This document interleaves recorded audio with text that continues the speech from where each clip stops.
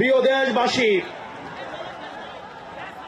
আপনারা জানেন আমরা দীর্ঘ ১.৫ দশকের আওয়ামী জাহিলিয়াতের শাসনের পরে আজকে আমরা মুক্ত বাংলাদেশে সেই সংসদ ভবনকে আমরা ফ্যাসিবাদ মুক্ত করেছি, সেই সংসদ ভবনের সামনে আমরা গণতান্ত্রিক প্রক্রিয়ায় সেই সংসদ ভবনে যাওয়ার জন্য আজকে আমরা মানিক মিয়া এভিনিউতে এসে দাঁড়িয়েছি।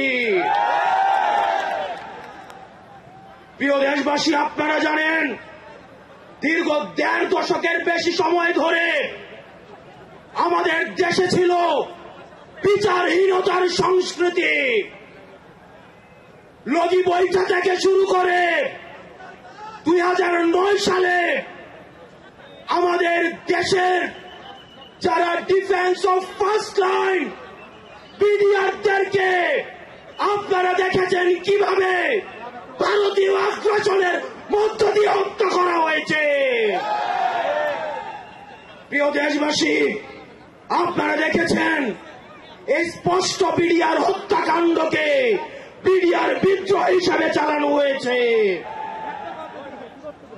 আপনারা দেখেছেন শাপলা চত্বরে আমাদের দাড়ি টুপিওয়ালা ভাইদের উপরে রাতের অন্ধকারে কিভাবে জেনোসাইড চালানো হয়েছে।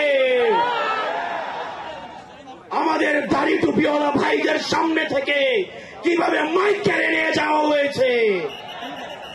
প্রিয় দেশবাসী, আপনারা দেখেছেন বাংলাদেশে কিভাবে রাতের ভোট, কিভাবে দিনের ভোট রাতে চালু করার সংস্কৃতি চালু হয়েছে, ডামি ইলেকশন চালু করা হয়েছে।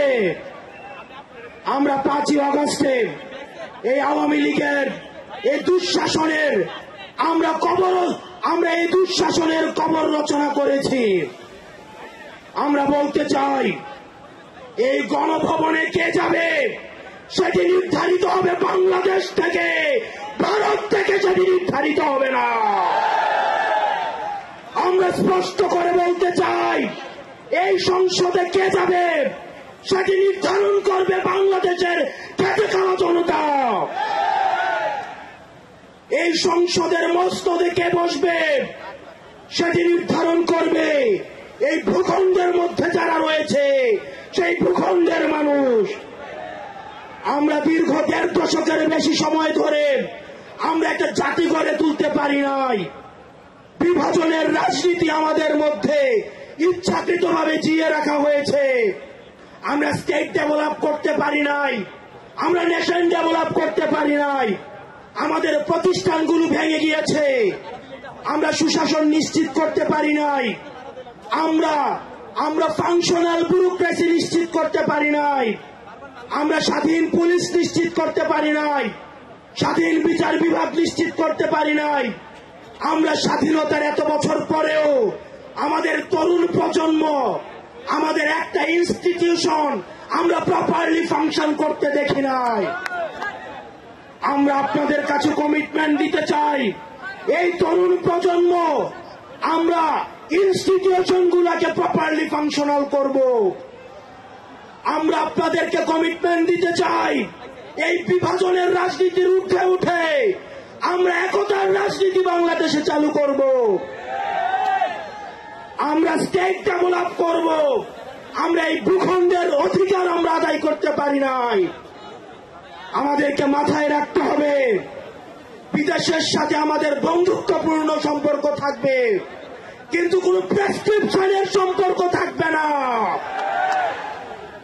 আমরা স্পষ্ট ভাষায় বলতে চাই, আমাদের যখন একটা ছেলে রাস্তায় রক্ত দেওয়া শিখে গিয়েছে, আমাদেরকে কেউ রক্ত দেওয়া থেকে থামায় রাখতে পারবে না।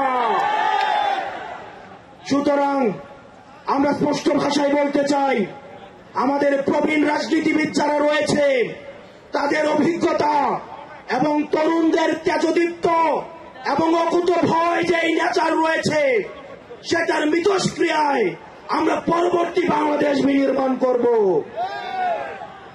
আমরা যতদিন না পর্যন্ত আমরা নিশ্চিত করতে চাই এদেশ থেকে পরিবারতন্ত্র, এদেশ থেকে কবরস্থ হয়েছে। এদেশে কামারের ছেলে প্রধানমন্ত্রী হবে, কুমারের ছেলে প্রধানমন্ত্রী হবে।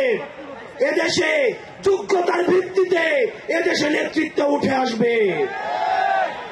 আমরা স্পষ্ট করতে চাই, আমরা একটা সুন্দর বাংলাদেশ গড়তে চাই, যে বাংলাদেশে আমাদের মধ্যে কোনো ধরনের ভেদাভেদ থাকবে না। আমাদের রাজনৈতিক পরমত সহিষ্ণুতা থাকবে, মত প্রকাশের স্বাধীনতা থাকবে, আমাদের দ্বিমত প্রকাশের স্বাধীনতা থাকবে। আমরা একটা সমৃদ্ধ বাংলাদেশ গঠন করার জন্য আমরা আপনাদের কাছে কমিটমেন্ট দিচ্ছি, আমরা প্রতিজ্ঞা করছি। এই প্রতিজ্ঞার সাথে কারা কারা একমত রয়েছেন? ও ইনকিলাব জিন্দাবাদ, ইনকিলাব জিন্দাবাদ, ইনকিলাব জিন্দাবাদ, ইনকিলাব জিন্দাবাদ। আপনাদের সাথে দেখা হবে আমাদের তরুণদের স্বপ্নের বাংলাদেশে। আসসালামু আলাইকুম ওয়া রাহমাতুল্লাহ।